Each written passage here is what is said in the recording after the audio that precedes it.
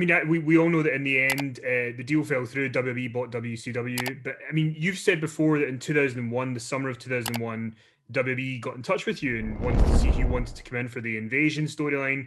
We know that you would end up coming in a year later. Can you talk a little bit about how that conversation went in 2001?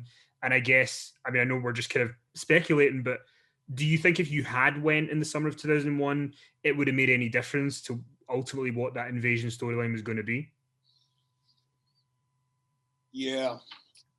You know, one of the things that I regret is that Jim Ross, who was the person that called me in 2001, and I got to back up a little bit on that one. Jim and I have become pretty good friends at this point. I mean, we both now have a much clearer picture of what really went on behind the scenes, and just time and age and experience allows you to reflect upon things from a different perspective, and oftentimes more accurate. For whatever reason, Jim, when he left WCW, was of the impression that I was the one that wanted him gone. That wasn't true. I didn't want to fire Jim Ross. And by the way, I couldn't have fired Jim Ross even if I wanted to when Jim left. I didn't have the authority as the executive producer to fire anybody.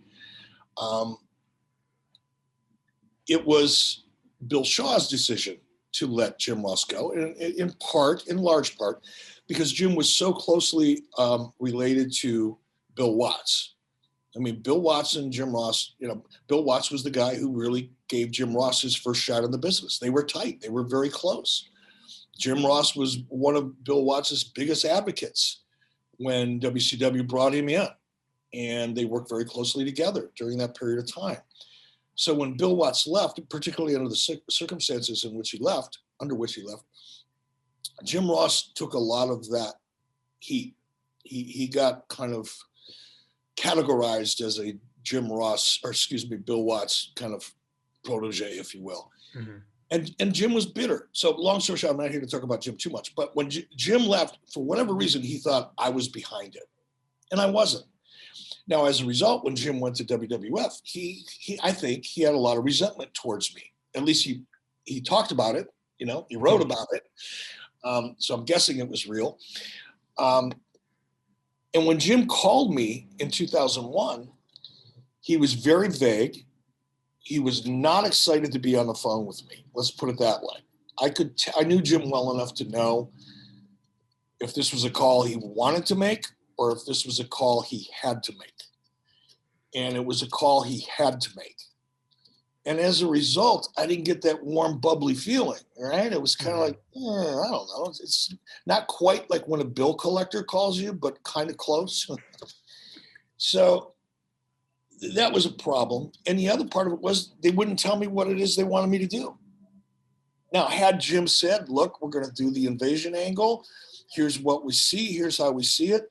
Whether Jim Ross was excited to talk to me or not, I would have jumped all over that because it would have worked.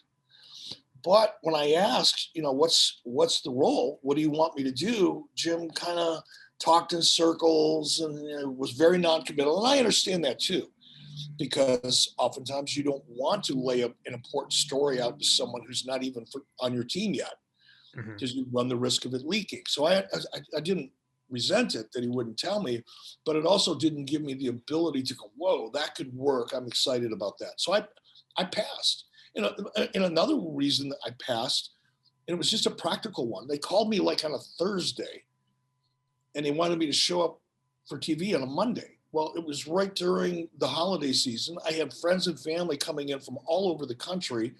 We live in a pretty nice area in Wyoming, and people like to come out for the summertime and enjoy the mountains and fish and hike and all the stuff that you can do where I live. So I had, friends and family from all over the country, coming to see me and my family over the 4th of July, which is when this was.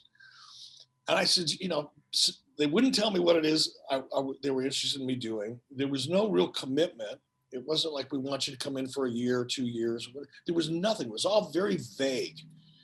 And I just said, it's just nothing Jim said made me excited to have another conversation. So I just politely, I didn't even think about it. I just said, Jim, I'm sorry, the timing's not right. It's not going to work out.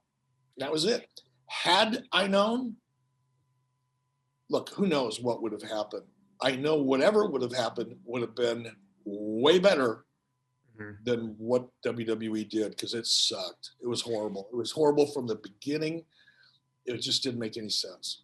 Do you think, in some ways, do you think it's a blessing in disguise that, if you had went and they clearly didn't have the, I mean, I saw you mention recently that, as soon as Vince McMahon was behind the NWO, you kind of saw through what the storylines were going to be. Do you think in some ways you coming in a year later was actually better for you, because your run in WWE is looked back on very fondly by fans? They look back on that GM run as really good. And if you'd come a year earlier when they weren't really, making WCW people look their best, then maybe in some ways it was better that you ended up coming in a year later. I think it was. I never thought about that until you asked me that question. But I definitely, because look,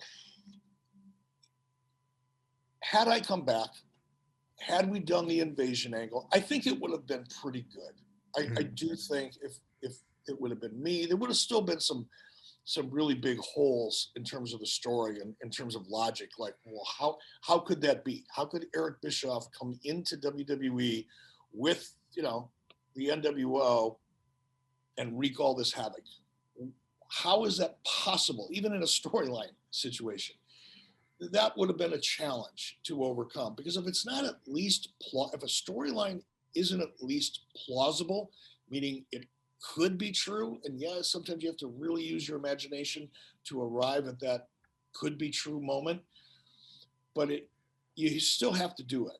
Otherwise, the audience is going to be interested for a week or two, and then they're going to walk away. Had we been able to overcome that challenge of how is this plausible, I think the story would have worked. I really do, or at least it would have worked for a significant period of time. But it would have been a rehash, right? It would have been, here he comes again. It's the same old story. It's Hall, it's Nash, it's Hogan, it's Bischoff doing the same old stuff. It wouldn't have felt new. It wouldn't have felt like a fresh idea. It would have been a rehash of an idea that people had admittedly gotten tired of, 2 years previous to this. Yeah. And I think, to your point, and thank you for positioning that question, because I never thought of it that way before. But I think when I did come back to WWE, or I did come for the first time to WWE, it felt fresh. I mean, people knew who I was, but me being embraced by Vince McMahon and given the power, of over Monday Night Raw, storyline wise, obviously, but putting me in that position as a character and having, Vince McMahon come out and give me a hug, no one expected that. And that was a fresh way to use my character. And I think anytime you find a fresh way to use a character that's been around for a while, the odds of it being successful are much greater. If you keep going back to the well, somebody asked me the other day, it was a couple nights ago, somebody asked me, said, who would you rather see in a main event? Brock Lesnar or this guy or this guy? And I picked somebody like Eric Rowan, for example, or Eric Redbeard. I said I would go with Eric, because we've seen everything there is to see out of Brock Lesnar. I am not taking anything away from Brock Lesnar. He's a phenomenal athlete, an amazing performer. He's been a huge success. But what are we going to see that we haven't seen too much of already? But with a new character, you have, even though Eric Rowan's been around for a while, you have an opportunity to do something fresh.